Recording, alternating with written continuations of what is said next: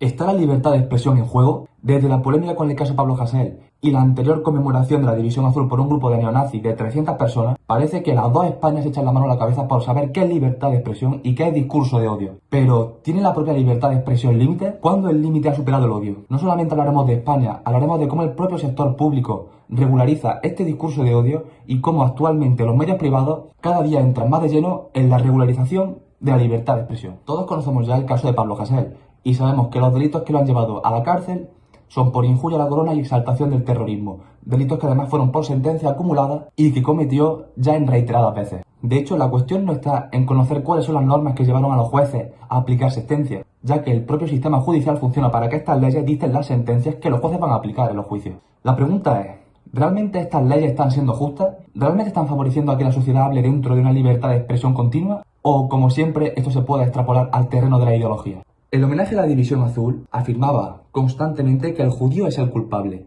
¿Podría considerarse esto un delito de odio? Si esto es así, ¿por qué estos no han sido denunciados y sin embargo Pablo Hasél sí? Bueno, la realidad es que la justicia no va en función de la ideología, va en función de que lo que se diga se considere delito de odio. De hecho, tenemos el caso de la condena de la procesión del santo rebelde por un delito contra los sentimientos religiosos y que precisamente podría llevar a grupos católicos y más conservadores a considerar que se cometía un delito de odio en contra de ellos. La cuestión no está tanto en decir que eso no es libertad de expresión, porque al final esto acaba subordinado dentro de la subjetividad del propio individuo, sino que está en ver qué puede producir esta propia subjetividad. Hablar de libertad de expresión dentro del cómputo de la idea es decir que realmente todos tenemos derecho a hablar de lo que se quiera. Pero ¿por qué nos ofendemos? ¿Por qué nos alteramos? ¿Por qué llegamos a actos violentos cuando consideramos que nuestra libertad de expresión está siendo dañada? La realidad es que el propio ser humano tiene un sentimiento narcisista que lo empuja a querer ser libre de decir todo lo que quiera él decir, pero a contradecir todo lo que no quiera escuchar. Y este precisamente es el fundamentalismo de la grande ideología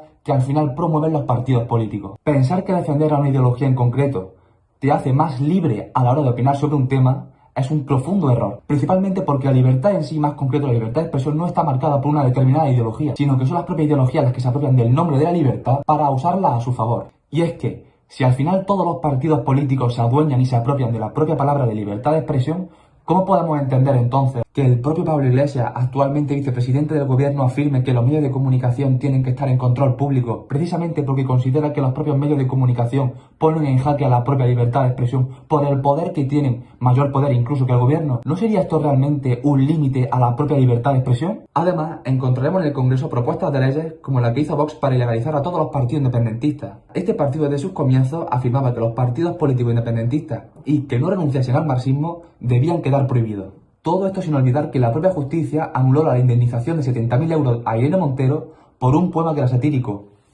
¿Por qué un rapero no va a poder ejercer sus letras, pero sin embargo una poesía de ideología contraria sí puede ser denunciada? La realidad es que si acabamos cometiendo el fallo de creer que con nuestra propia ideología estamos defendiendo la libertad de expresión, caeremos constantemente en un profundo ataque a la propia libertad de expresión que además favorecerá la discusión política y favorecerá la polarización, la cual no escasea hoy en día. Pero el problema no está solamente cuando el sector público decide qué limitar y qué no. El problema no funciona cuando la propia justicia podemos llegar a considerar que esté ideologizada. El problema es cuando dentro del sector privado también se alienta a esta discusión política, también se alienta a la polarización constante. Y lo podemos ver en el ejemplo que más masas mueve hoy en día, que es el mundo del entretenimiento. Así, dentro de la cultura de la cancelación, podemos encontrar el despido de Gina Carano dentro de la serie de Mandalorian por sus tweets que cuestionaban el fraude electoral y que evidentemente tenían una tendencia republicana dentro de Estados Unidos, viendo cómo hay personas que han tenido que dejar incluso sus redes sociales por no estar de acuerdo ni siquiera con las políticas públicas que hoy en día se emplean. Y todo esto sin olvidar el despido de Johnny Depp por su polémica con la que fue su exmujer.